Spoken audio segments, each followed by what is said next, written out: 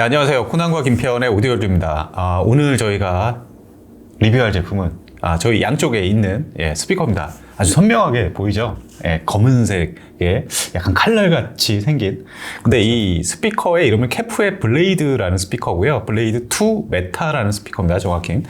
블레이드라는 이름은 사전적인 의미를 찾아보니까 칼날이라는 뜻이 있고요. 그렇죠. 그리고 두 번째 뜻은 어떤 새나 무엇의 어떤 날갯짓이라는 뜻이 또 있습니다. 그런데 이 스피커의 이름이 왜 블레이드일까? 이런 걸 생각해 보면 상당히 좀 재밌는 에피소드가 하나 있어요. 2016년도인가 미국에서 모의 재판이 한번 열렸습니다. 모의 재판 그 과정을 해외 어떤 토픽 기사에서 본 적이 있는데 중앙에 어떤 그 황동 브라스 재질의 조각품이 하나 있고 양쪽 변호인단이 서로 막 설전을 벌이고 있는 광경이에요. 그래서 매체에서 많은 주목을 받았는데 주제가 뭐냐면은 이 작품이 예술품이냐 아니면은 그냥 금속 재질로 만든 주방용품이냐 상업 제품이냐 상품이냐 뭐 이런 거에 대한 설전이에요. 근데 이게 말 그대로 모의 재판이고요. 이 재판의 원래 버전은 실제 있었던 일입니다. 1928년도쯤에 어떤 그 사진 기자가 자신의 좀 친구인 조각가의 그 작품을 프랑스에서 미국으로 이제 이송해 오면서 미국 세관에 걸렸어요. 이게 예술품이라고 생각해서 가지고 들어왔는데 이 세관에서는 금속으로 만든 주방용품이다. 이런 식으로 생각을 해서 판단을 해서 세금을 관세를 왕창 물린 겁니다. 근데 여기에 그 사진 기자가 굴복을 해가지고 법원에 이의 신청을 해서 재판을 열게 돼요. 결국은 그 조각품으로 예술품으로 인정을 받아서 관세 면제를 받고 그 예술품의 어떤 가치 이런 거를 이제 인정받는 그런 과정이 있었다고 합니다. 근데 보면은 그 작품을 만든 조각가가 현대 조각의 아버지라고 할 수 있는 브랑쿠시라는 그렇죠. 사람이고요. 조각 이름이 공간 속의 새라고 하더라고요. 그죠. 버드 인 스페이스 그래갖고 예. 이 블레이드를 보다가 걔를 저는 역으로 봤거든요. 네. 근데 정말 둘이 닮았어요. 진짜 비슷해요. 그렇죠. 예. 근데 초반에 제가 말씀드렸듯이 블레이드의 뜻이 두 가지가 있다고 했잖아요. 보니까 이 공간 속의 새라는 그 작품 자체도 그게 보면은 브랑쿠시가 루마니아 출신이거든요, 원래. 네. 그러니까 보면은 루마니아의 전설 속에 내려오는 어떤 새가 있답니다. 되게 영험한 마법의 그런 새. 거기에서 영감을 받아서 그 조각을 했다고 그래요. 네. 그러니까 새의 날갯짓. 두 가지 뜻이 있다고 하잖아요. 칼날과 날갯짓. 두 번째 뜻이 아닐까, 블레이드가. 그렇죠. 네. 그러니까 그 새 형상을 그렇게 단순화시켜서 네. 딱 누가 봐도 좀 제가 봤을 땐 좀 비맞은 연약한 새의 이미지가 저는 거기서 느껴지더라고요. 네. 그게 일단 놀랐고 그러한 기존의 예술품을 통해서 자기네 스피커의 형상을 모티브를 따갖고 만든 그렇죠. 이 사람들도 놀라운 것 같아요. 네. 근데 사실 이게 스피커잖아요. 소리가 좋아야죠. 그렇죠. 사실 디자인이 예술품의 디자인을 따왔다고 해서 모티브를 했다고 해서 소리가 좋으란 법은 없으니까. 김편님 생각하기엔 이 디자인 음향적인 가치는 어디에 있을까요? 그렇죠. 원래 이 형 모델이 블레이드 1이잖아요. 그렇죠. 그게 2011년에 얘네의 어떤 플래그십으로 딱 등장을 했는데 저는 정말 깜짝 놀랐어요. 네. 그러니까 이렇게 파격적인 디자인의 스피커는 전에 나왔던 그 BMW 노틸러스 그렇죠. 그거 말고 얘가 아니었나 싶을 정도로. 네. 그런데 좀 곰곰이 생각을 해보니까 여러 가지 이득이 많은 디자인이에요. 일단 옆에서 보면은 비대칭으로 지금 그렇죠. 돼 있잖아요. 이러면은 내부 정제파를 없애는 가장 손쉬운 방법이잖아요. 네. 어차피 정제파라는 건 내부 대칭면이 평행을 이룰 때 발생을 하는 거니까. 그렇죠. 일단 거기서 오는 첫 번째 이득이 정제파의 감소. 그리고 두 번째가 뭐냐면은 이 전면이 부드러운 곡선으로 돼 있어요. 네. 이렇게 되면은 그 회절 현상이라고 그러죠. 그렇죠. 그러니까 전면파가 나오면서 그 배풀에 맞고서 네. 음을 교란시키는 현상을 네. 상당히 누그러뜨릴 수가 있는 거죠. 일단 이 형상에서 오는 디자인 자체만으로 두 가지 이득을 본 것 같아요. 맞습니다. 네, 일단 그래서 예술적인 어떤 가치 그리고 음향적인 부분에서의 또 이득, 그렇죠. 네, 여러 가지를 다 하나에 적용시킨 응용한 그런 모습을 보이고 있어요. 그러면은 이제 드라이브 유닛 쪽으로 일단 넘어가서 생각을 해볼까요? 드라이브 유닛 보면은 캐프는 동축 유닛을 만드는데 다른 메이커와 달리 아주 작게 만들어요. 네, 동축 드라이브 유닛이 굉장히 작습니다. 이것도 보면은 미드레인지 5인치 미드레인지가 있고 진동판이 있고 그 중간에다가 1인치짜리 트위터를 박아놓은 그런 형상을 하고 있죠. 전체 주파수 대역은 최저 33Hz, 그렇죠. 고역은 35kHz. 일단은 이게 블레이드 2에서 블레이드 2 메타로 오면서 저역이 더 내려가는 그런 식으로 바뀌었어요. 보니까 기존에는 40Hz가 한계였던 걸로 기억하는데 거기서 한 7Hz 더 내렸더라고요. 예. 그리고 지금 이제 정면에서 보면은 그 12세대 유니큐 동축 유닛만 보이잖아요. 그렇죠. 그런데 이제 저희 옆에서 보면은 그러니까 한쪽 측면에 두 개씩 내가 총 4개의 6.5인치 알루미늄 콘 우퍼가 장착이 되어 있는 거잖아요. 맞습니다. 정면에서 보면 유닛 하나만 덩그러니 있는 것 같은데 사실 따지고 보면 총 6개의 유닛으로 이루어진 3웨이 플로어 스탠딩 스피커예요. 그렇죠. 그렇죠. 그러니까 이게 보기하고는 다르게 상당히 멀티 유닛을 갖춘 본격파 하이엔드 플래그십 스피커가 맞는 것 같아요. 맞아요. 그리고 이게 동축이라고 하는 게 어떤 베이스, 미드 베이스랑 트위터랑 같은 축 선상에 위치시켜서 뭐 위상 에러라든가 이런 거를 최소화시키는 그렇죠. 그런 목적으로 이제 설계된 건데 보면은 우퍼도 뭐 밑에 막 바닥 쪽에다 놓고 이런 게 아니라 최대한 그 동축 드라이브 유닛과 그 비슷한 위치에 이렇게 놔가지고 저것도 배치를 여러 가지 다 컴퓨터 시뮬레이션 통해서 가장 최적의 위치에 저렇게 위치시켰다고 하더라고요. 그렇죠. 이게 그러니까 쉽게 관념적으로는 가상 동축을 이루는 것 같아요. 이 우퍼 자체가. 맞아요. 그러니까 이 측면 우퍼 2개, 그다음에 또 측면 다른 쪽 측면의 우퍼 2개가 총 4개가 일종의 점음원을 이루면서 가상으로 하나의 축을 이루는. 그렇죠. 근데 그 가운데 축에는 이미 중고역의 유니큐 유닛이 있는. 고개가 있고. 그러니까 이 동축이 벌써 몇 개예요. 그죠? 그렇죠. 그래서 얘네는 이 우퍼 4발까지 합친 거를 싱글 어퍼런트 소스라고 그래요. 그러니까 맞아요. 분명하게 드러나는 싱글 포인트 소스다. 이런 음질적 이득이 있는 거고요. 그러니까 계속 이 동축이 지금 계속 동호 반복이 되는데 이 축이 다를 경우보다 이득이 있으니까 동축을 쓰는 거잖아요. 그렇죠. 그러니까 가장 첫 번째 이득은 위아래로 유닛이 달라졌을 때는 그러니까 수직적의 어떤 그 스위트 스포츠라고 그러잖아요. 가장 음상이 정확히 맺히는 범위가 플러스 마이너스 10도에 불과하다고 그래요. 근데 이게 이제 동축이 되면은 우리가 이 사람 목소리처럼 저음과 고음이 동시에 나오는 거잖아요. 그럼으로써 어떤 그 스위트 스팟이 상당히 넓어진다. 그렇죠. 그리고 음상이 그 결과 더욱 정교하게 맺힌다. 그렇죠. 이 이득이 있는데 여기에 또 우퍼까지 가세해서 전체가 이 캠프에서 말하는 싱글 어퍼런트 소스가 되니까 그만큼 얘는 무엇보다 정교한 음상을 맺히는데 올인한 스피커가 아닐까 그렇게 보여집니다. 네, 그렇습니다. 이게 캠프가 이게 동축 드라이브 유닛은 예전부터 계속 오랫동안 추구해 왔잖아요. 아마 동축 드라이브 유닛의 역사에서 캠프가 거의 탑클래스가 아닐까. 그렇죠. 그러니까 동축하면은 일단 탄노이가 있죠. 그리고 나서 얘네가 그러니까 1988년에 C 시리즈라고 하는데 거기서부터 이제 1세대가 시작이 되었고 얘가 지금 벌써 12세대예요. 12세대가 됐죠. 그렇죠. 2018년에 12세대가 나왔는데 얘는 특별히 또 MAT 버전이에요. 그러니까 지금 어떻게 보면 이 스피커의 또 하나의 큰 특징인데 메터리얼 업소rb션 테크놀로지.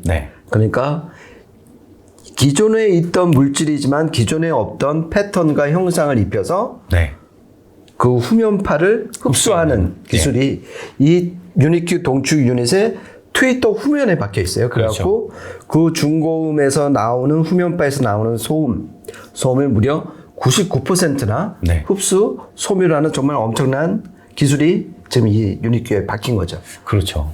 이게 원래 이게 메터리얼 연구하는 쪽 또 업체가 있잖아요. 그쪽이랑 협업해가지고 그냥 그 물질만 있다고 해서 이게 다 이 역할을 하는 게 아니니까 스피커에 최적화시키는 또 그런 구조를 만들어가지고 굉장히 좀 복잡합니다. 아주 보기에는 되게 아주 간단해 보이는데 저렇게 미러형으로 이제 그 길이가 다 달렸고 620Hz부터 이제 작동을 해요. 그래갖고 그 흠 길이에 따라서 흡음하는 주파수 대역이 달라지는 거죠.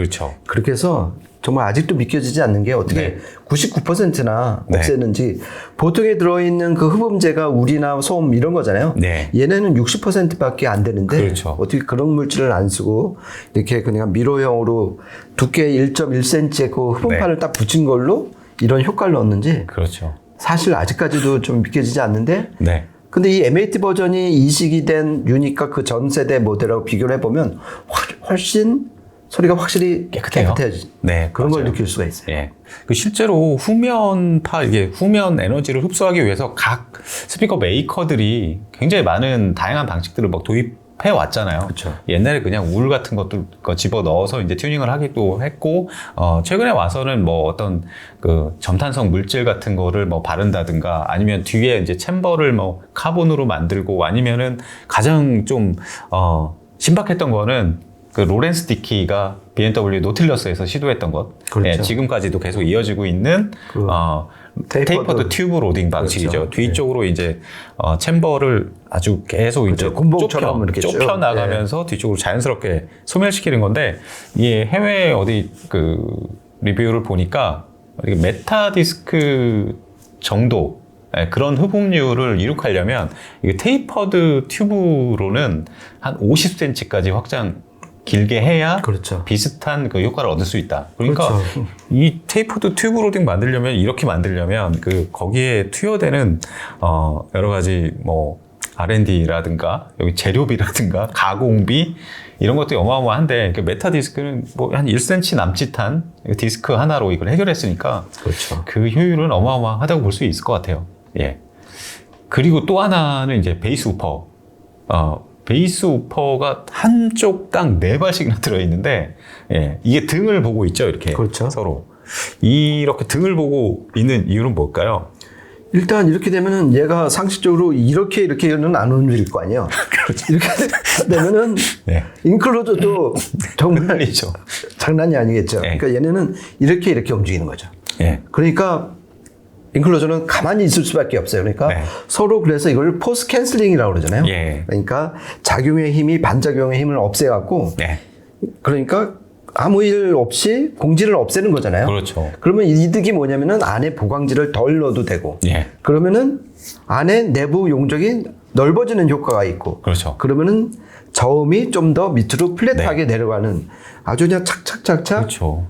그러니까 선순환이 막 벌어지는 이게 이제 포스 캔슬링이하고 양쪽 네. 등을 마주 본 우퍼가 한 쌍 또 한 쌍 이렇게 장착이 돼 있는 거죠. 네, 맞아요. 이게 한정된 공간 안에서 저역의 깊이 하는 내리면서 저역이 그 베이스 우퍼가 만들어내는 진동은 또 줄이는 그렇죠. 그 일거양득이죠. 그렇죠. 1타 쌍피 한 3P 정도 되는 것 같아요. 그 머리 잘 쓴 것 같아요. 그렇죠. 이런 식으로 포스 캔슬링 기법을 이용해서 만든 스피커가 꽤 있어요, 보면은. 그러니까 네, 우퍼도 있고 그렇죠. 비비드 서브 오디오. 우퍼도 있고 네, 서브 우퍼. 캐프에서 KC62. 그렇죠. 예, 예. 그것도 딱 그런 거고, 그 외에도 비비드 오디오 같은 경우도 약간 비슷해요, 그것도 사실. 예.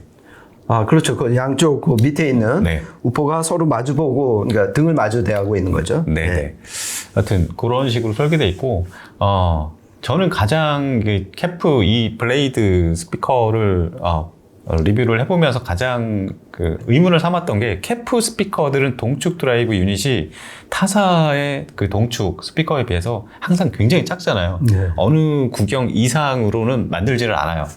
그러니까 플로어 스탠딩 이런 식으로 만들어서 그 풀레인지급 딥베이스까지 낼 경우에는 우퍼, 알루미늄 우퍼를 별도로 장착하는 이런 방식을 채택하고 있는데 제가 볼 때는 이제 동축 이 미드베이스에 너무 이제 저역 쪽, 중저역 쪽 너무 많은 주파수 대역을 할당하게 되면 이제 중고역 쪽에 아무래도 좀 스트레스를 주고 전반적으로 주파수 특성이나 위상 특성, 동축의 강점들이 좀 훼손되지 않을까 그런 점들 때문에 동축 유닛을 일정 이상 크기로 안 키우는 것 같거든요. 그렇죠. 예. 그러니까 어차피 중고역 유닛이 정면을 바라보고 있는데 예. 이 미드레인지가 너무 밑에 저역까지 커버를 하면은 지향성이 떨어지잖아요. 그렇죠. 그러니까 그런 면에서 5인치, 많아야 6인치에서 끊는 것 같아요. 맞아요. 그래서 얘 같은 경우는 지금 이 4발 우퍼의 그 상한이 450Hz잖아요. 네. 미드레인지가 2.2kHz까지. 네. 이제 엄청나게 넓은 범위를 커버하는 미드레인지죠. 맞아요. 그 전에는 보니까 더 넓었더라고요. 뭐 이전 그러니까 블레이드 2 그냥 오리지널 버전에서는 320Hz 그리고 더 밑에서 이제 2.4kHz 이렇게 두 군데서 끊었는데 오히려 이제 중간 중역 이하까지 더 많은 대역을 베이스 우퍼에 좀 나눠주고 예, 이 동축 드라이브 유닛은 부담을 더 덜어주는 예, 이런 식으로 많이 바뀐 것 같습니다. 그러니까 사실 이게 메타가 붙어서 나왔으니까 이제 12세대 동축 요것만 그러니까 유닛만 교체한 거 아닌가 뭐 그렇게 생각할 수 있는데 사실 알고 보면은 전반적으로 재설계를 한 것 같아요. 그렇죠. 예. 네. 이제 음질적인 부분들 체크해 나가도록 하겠습니다. 오늘 이 블레이드 2 메타 테스트는 여기 소리샵에 왔습니다. 소리샵에서 있는 제품 중에서 이제 매칭을 해서 테스트를 했는데요. 앰프랑 소스기기 이거는 NAD의 M33 올인원 스트리밍 앰프에다가 M23 파워 앰프를 붙여서 모노 브릿지 BTL 모노 브릿지로 이제 세팅을 해가지고 매칭을 했습니다. 네, 이렇게 해서 한 3곡 정도 녹음을 했는데요. 일단 첫 번째 곡 들어보시죠.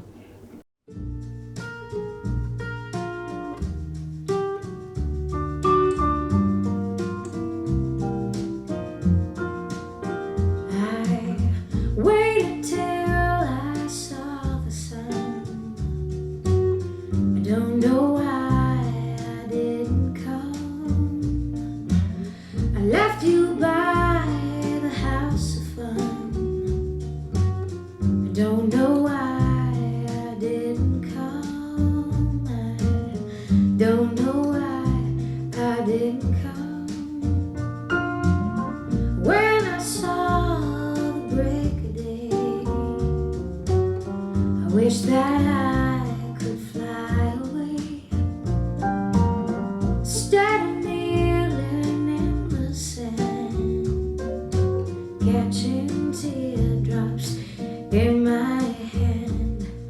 My heart is drenched in wine, but you.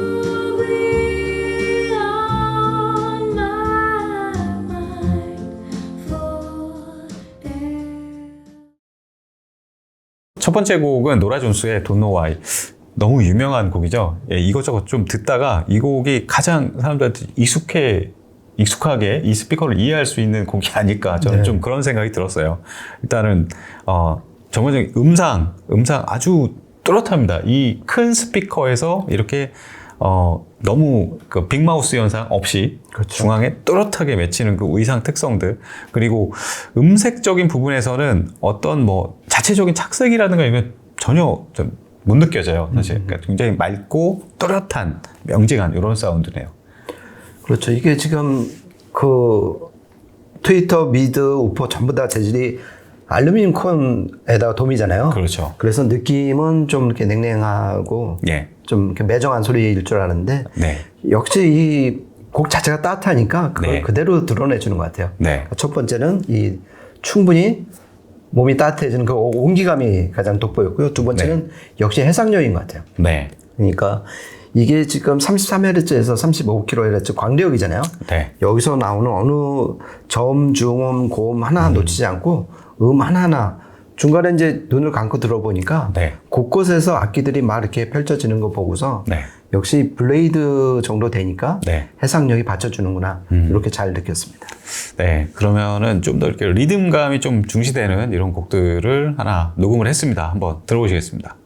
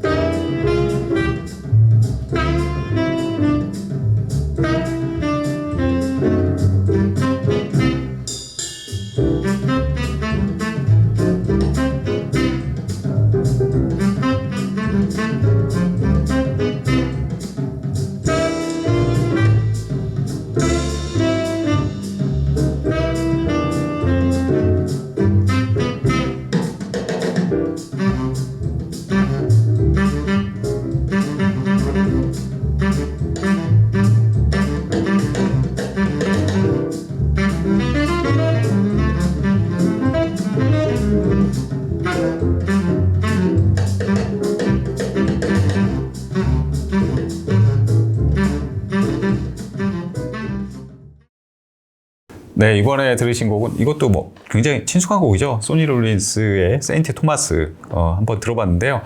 일단 속도감은 아주 좋습니다. 그러니까 푸덕도 상당히 빠르고 경쾌하고, 예, 어떤 이렇게 막 그 잔상을 뭐 길게 남기면서 이렇게 질척거리는 이런 부분들은 전혀 안 느껴지고요. 그리고 뒤에 이제 더블 베이스, 그러니까 저역 쪽은 이게 33Hz 정도까지 딥베이스까지 이제 내려가잖아요. 초저까지 하강을 하는데 곡에 따라서는 뭐 굉장히 좀 양감이 좀 풍성한 곡도 있고, 그건 또 앰프에 따라서 또 상당히 좀 달라지긴 하는데, 저역 쪽은 아주 막 완전히 뭐 깊고 타이트하고 막 이렇게 조여진 저역보다는 되게 자연스럽고 약간 말랑말랑한 저역이에요. 예, 뒤에 이제 더블 베이스나 이런 것도 들어보면, 예, 특히 근데 저는 가장 인상 깊게 들려오는 이 곡에서 가장 인상 깊은 악기는 아무래도 색소폰. 예, 색소폰이 굉장히 시원시원하면서 뭐 갈라지고 뭐 이런 것들 없고, 하여튼 색소폰 소리가 가장 매력적으로 들리네요. 예. 저는 이제 그 베이스하고 색소폰을 합친 그 중저음대가 예. 상당히 깨끗하다, 예. 지저분하지 않다. 이런 게 이제 일단 마음에 들었고요.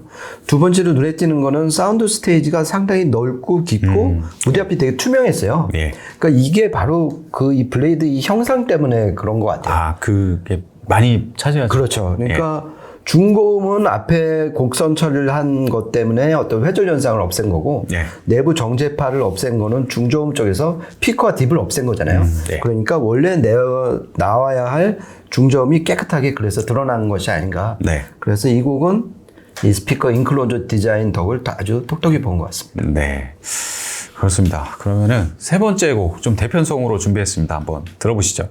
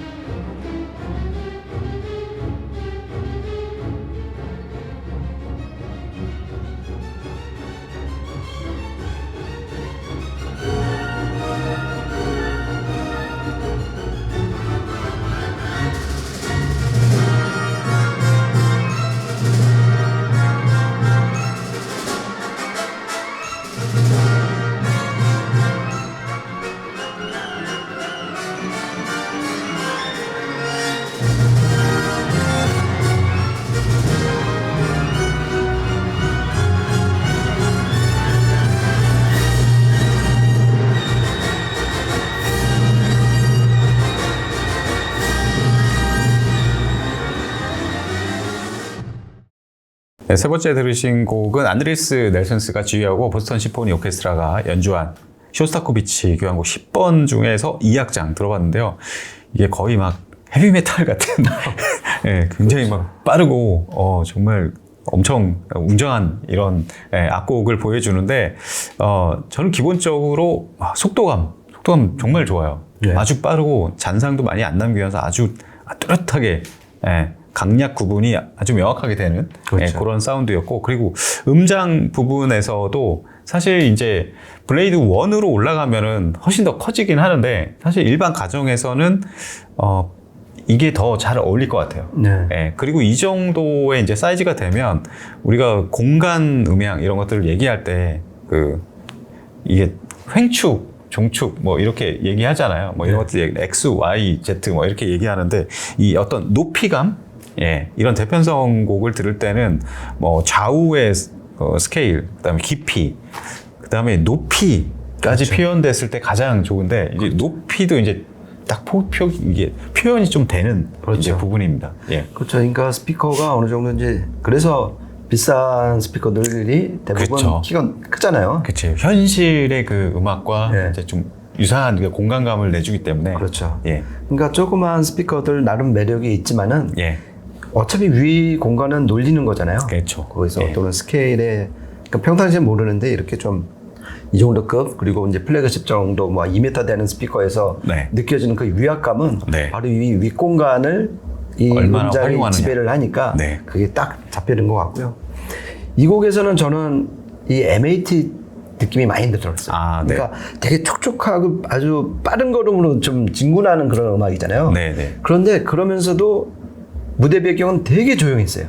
예. 그러니까 뭐 이렇게 사납지 않고 뭐 이렇게 라면 물 끓듯이 막 보글보글 되는 거 없이 그냥 조용한 수면 위를 되게 빠르게 지나가는 그런 네. 느낌인데 역시 중고음 구면파를 소멸시킨 MAT 기술 덕분에 네. SMB가 상당히 올라간 스피커가 아닌가 예. 다시 한번 느꼈습니다.